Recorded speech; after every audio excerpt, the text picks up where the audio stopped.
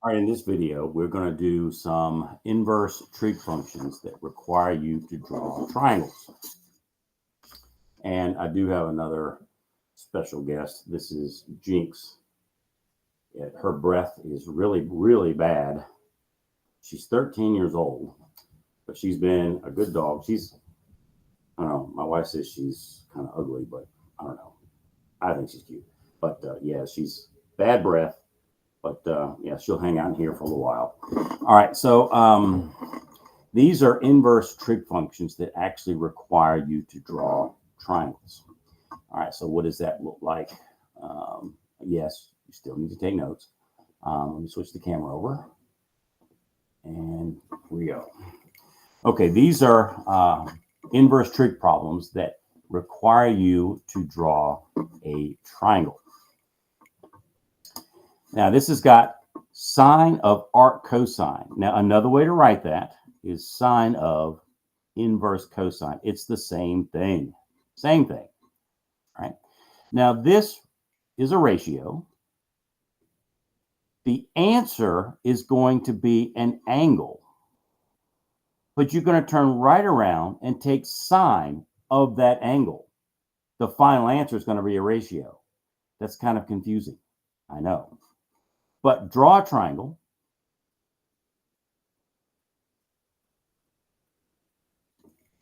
If arc cosine of 3/5, we know the answer to that is an angle. I'm just going to call it theta. I don't know what theta is. I don't care what theta is. Another way to write that is cosine of theta is equal to 3/5. Now, what is cosine? Cosine is adjacent over hypotenuse. I'm going to put 3 here. I'm going to put 5 here. Solve for the missing side. So 3 squared plus b squared equals c squared. Now, I'm not going to go through the steps here.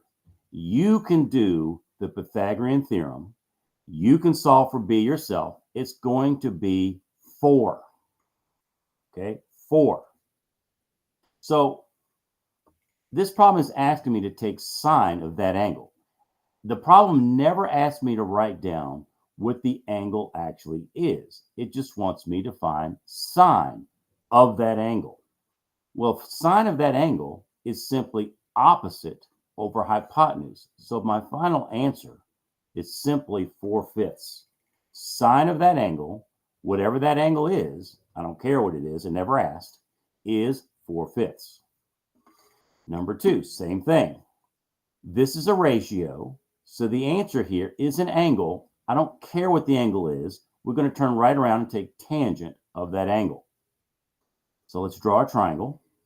We're going to draw the triangle so that sine is 1/5. Now, what is sine?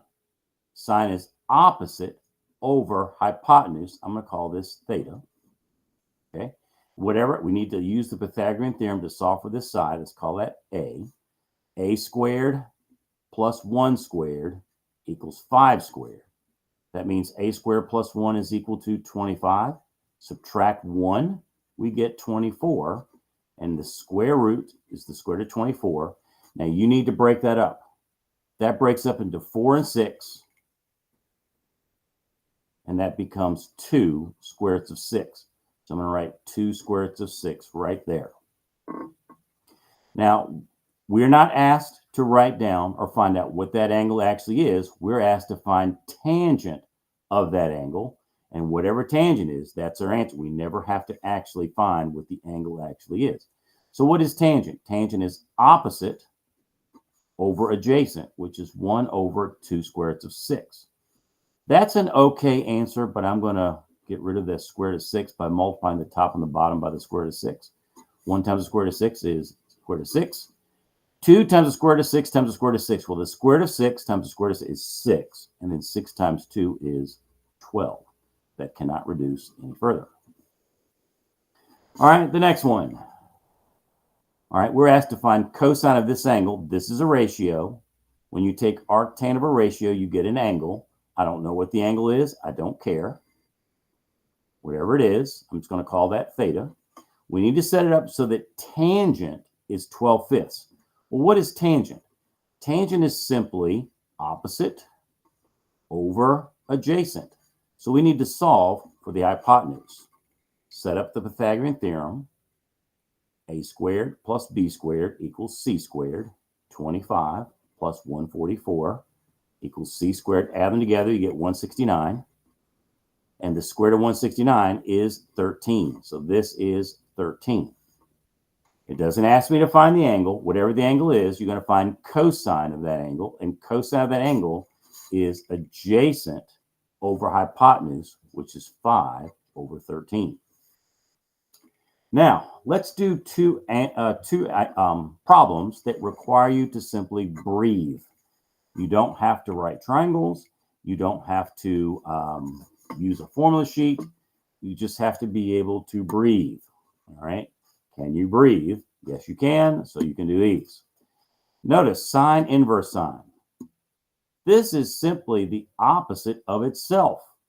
When it's the same function, the same one, all you got to do is cancel them out, and the answer is 7/10. Isn't that easy? All right. This one, remember arctan is just another way to write inverse tangent. All you have to do, can you breathe? Yes, you can. So tangent and inverse tangent, that's the same function with the inverse of itself. They simply cancel out, and the answer is 5/9. Wouldn't you like to have a quiz just on these? That would be nice. Well, I promise you, I will put one of these on the quiz. I will.